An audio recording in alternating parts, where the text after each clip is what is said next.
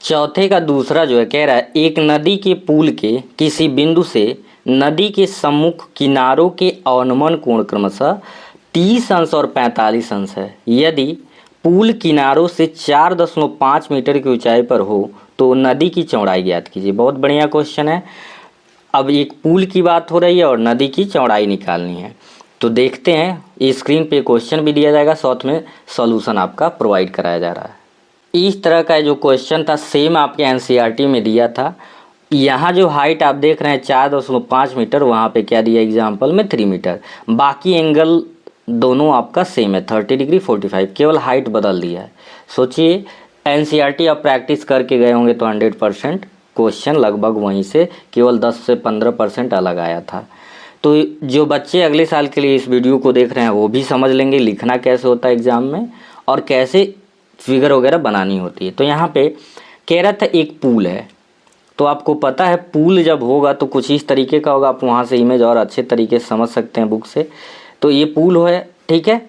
तो pool centre में कोई व्यक्ति है, यहाँ पूल के सेंटर में या कहीं पे भी इस पूल पे एक पर्सन है, ठीक है।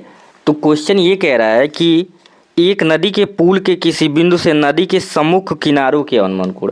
इस अवनमन कोण कह रहा है तो इसलिए हम समझ गए कि व्यक्ति जो है या कोई भी यहाँ पे जो देख रहा है इस पुल पे कहीं है, तभी तो अवनमन कोण बन रहा है, क्योंकि ऊपर से नीचे देखा जा रहा है।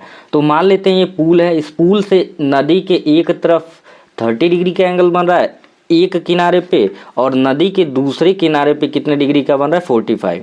तो ये एंगल इस एंगल के बराबर क्यों होता है? क्योंकि ये दोनों लाइन पैरेलल है, तो ये एकांतर कोण के नियम से आपस में बराबर हो जाते हैं। तो ये 30 अंश है तो ये भी 30 हो जाएगा, ये 45 है तो ये भी।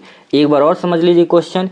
एक पुल है, उस पुल पे कोई व्यक्ति नदी के दोनों किनारों को देख रहा है। एक किनारे को देख रहा है तो 30 अंश का अवनमन कोण है, और एक किनारे को देख रहा है तो 45 अंश का है। और कह रहा है आगे कि यदि पुल किनारों से 4.5 मीटर की ऊंचाई पे है, मतलब इस किनारे से इसकी हाइट जो पुल की है वो 4.5 मीटर है, तो आपको बताना है कि नदी की चौड़ाई, इसकी चौड़ाई क्या है। तो ए से लेके बी तक का लेंथ पूछा हुआ है, चौड़ाई पूछा हुआ है। चलिए देखते हैं। अब नाम भी ले लिया गया, इसे ए मान लिया गया, इसे बी, इसे सी, और इसको हमने इस पॉइंट को एम मान लिया है। तो देखते हैं दोनों ट्रायंगल, इसमें भी आपको कंसीडर करना होगा। माना नदी की चौड़ाई x मीटर है, नदी की चौड़ाई क्या मान लिया गया है x मीटर। त्रिभुज AMC पहले लिया गया, AMC, तो ये 90 डिग्री है। पिछले क्वेश्चन के जैसे इसमें भी ये आपका लंब हो जाएगा और आधार हो जाएगा। tan थीटा का ही रेशियो या cot थीटा का रेशियो लेना पड़ेगा।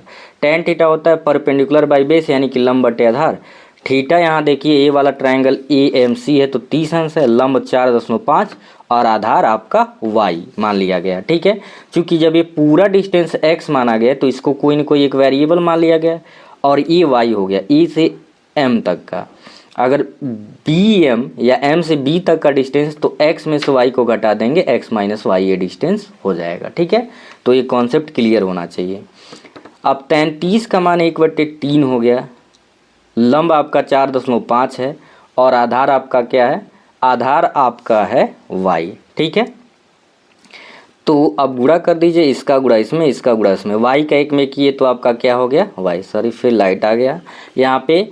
y का 1 में किए तो y हो गया, और अंडर का करेंगे 4.5√3, ये y की वैल्यू आ गया। चल अभी हमें निकालना क्या x, तो फिर दूसरा ट्रायंगल लेंगे। दूसरा जो ट्रायंगल आपका है पुनः त्रिभुज BMC, tan थीटा ही लेंगे परपेंडिकुलर बाई बेस।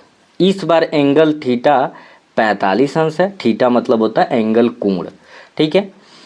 तो परपेंडिकुलर तो वही है, हाइट वही है, लंब जो आपका 4.5 मीटर, और 45 का मान 1 हो गया x माइनस वाई। फिर गुणा इसका गुणा इसमें, इसका गुणा इसमें, सॉल्व कर लेते हैं। और जब सॉल्व करेंगे तो 1 का 4.5 में हुआ तो 4.5, और x माइनस वाई का 1 में हुआ तो x माइनस वाई। तो x इक्वल टू 4.5 प्लस, ये माइनस था इधर आया प्लस, और आप देखें तो y की वैल्यू 4.5√3 था, यही यहाँ पे क्या किया गया है, रख दिया गया है। दोनों में देखिए यहाँ पे 4.5 कॉमन है, तो x इक्वल टू 4.5 कॉमन कर लेंगे तो ब्रैकेट में यहाँ 1 बचा, यहाँ रूट का 3। अगर यहाँ भी कर देंगे तब भी आंसर है, आगे सॉल्व कर लेंगे 12.285 रूट 3 की वैल्यू 1.73 रख के तब भी कोई दिक्कत नहीं, यहाँ भी छोड़ देंगे कोई दिक्कत नहीं है।